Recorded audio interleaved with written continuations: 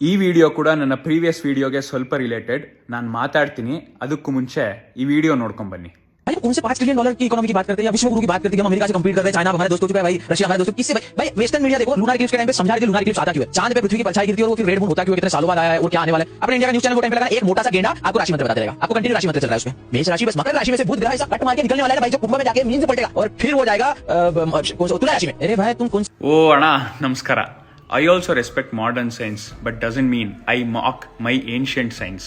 ನೀನ್ ಹೇಳ್ತಿರೋ modern scientist, western media, ನಾಸಾದ $multi-billion satellite eclipse date and time ನ ಏನ್ ಪ್ರೆಡಿಕ್ಟ್ ಮಾಡುತ್ತೋ ಅದನ್ನೇ ಈ $150 ಪಂಚಾಂಗ ಕೂಡ ಮಾಡುತ್ತೆ. ಇದನ್ನ ಬರೆಯೋದು ಯಾರೋ ಮಾಡರ್ನ್ ಸೈಂಟಿಸ್ಟ್ ಗಳಲ್ಲ, ಬಟ್ ನಮ್ಮ ಹಳೆ ಸೈನ್ಸ್ ಅಂದ್ರೆ ಶಾಸ್ತ್ರಗಳನ್ನ ಚೆನ್ನಾಗಿ ತಿಳ್ಕೊಂಡಿರೋ ಜ್ಯೋತಿಷಿಗಳು, ಶಾಸ್ತ್ರಗಳನ್ನ ಓದಿರೋರು.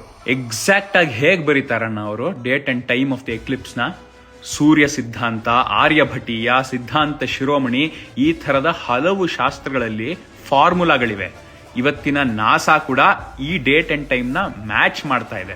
ರಾಹು ಮತ್ತೆ ಕೇತು ಆ ಫಾರ್ಮುಲಾದಲ್ಲಿ ವೇರಿಯಬಲ್ಗಳು. ಏನ್ ರಾಹು ಕೇತು ಅಂದ್ರೆ ಪುಸ್ತಕದಲ್ಲಿ ಬರೋ ರಾಕ್ಷಸರು ಅನ್ಕೊಂಡಿದ್ಯಾ?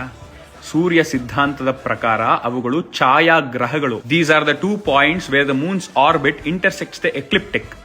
ಇದು ಮೌಢ್ಯ ಅಲ್ಲಣ್ಣ, ಬರೀ ಮಾಡರ್ನ್ ಸೈನ್ಸ್ ಮಾತ್ರ ಸೈನ್ಸ್ ಅಂತ ತಿಳ್ಕೊಂಡಿರೋನು ಮೂಢ, ಜ್ಯೋತಿಷ್ಯವನ್ನ ನಂಬೋನಲ್ಲ.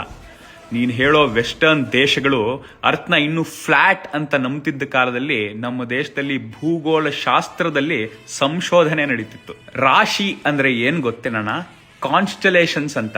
ಮಾಡರ್ನ್ ಸೈಂಟಿಸ್ಟ್ಗಳು ಕಾನ್ಸ್ಟಲೇಷನ್ ಕಂಡುಹಿಡಿದಿದ್ದು ಯಾವ ಕಾಲದಲ್ಲಿ? ನಮ್ಮ ಪೂರ್ವಜರು ರಾಶಿಗಳನ್ನ ಕಂಡುಹಿಡಿದಿದ್ದು ಯಾವ ಕಾಲದಲ್ಲಿ? ಮಾಡರ್ನ್ ಗ್ರಾವಿಟೇಷನಲ್ ಫೋರ್ಸ್ ನ ಮಾತ್ರ ನಂಬ್ತೀಯ ಅಲ್ವಾ ನೀನು? ಯಾಕೆ ಹೇಳು? ಅದನ್ನ ಕಂಡುಹಿಡಿದಾರಲ್ವಾ, ಅದಕ್ಕೆ. ಅದೇ ಸೆಲೆಸ್ಟಿಯಲ್ ಬಾಡೀಸ್ ಗಳಿಗೆ, ಕಾನ್ಸ್ಟಲೇಷನ್ ಗಳಿಗೆ ಇರುವ ಬೇರೆ ಫೋರ್ಸ್ ಗಳ ಬಗ್ಗೆ, ಪವರ್ ಗಳ ಬಗ್ಗೆ ಮಾಕ್ರಿ. ಯಾಕೆ? ಮಾಡರ್ನ್ ಸೈನ್ಸ್ ಇನ್ನು ಅದೆಲ್ಲ ಕಂಡು ಹಿಡಿದಿಲ್ವಲ್ಲ, ಅದೆಲ್ಲ ನಿನಗೆ ಹೇಳ್ಕೊಟ್ಟಿಲ್ವಲ್ಲ, ಅದಕ್ಕೆ. ಅಸ್ಟ್ರಾನಮಿ, ಅಸ್ಟ್ರಾಲಜಿ ಎರಡೂ ಸೈನ್ಸೇ.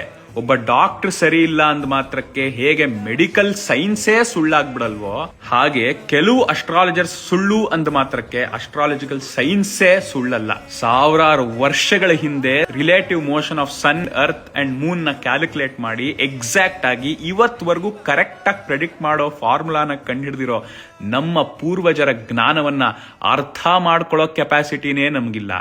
ಇನ್ನು ಮಾಕ್ ಮಾಡೋ ಯೋಗ್ಯತೆ ನಮಗಿದೆಯಾ?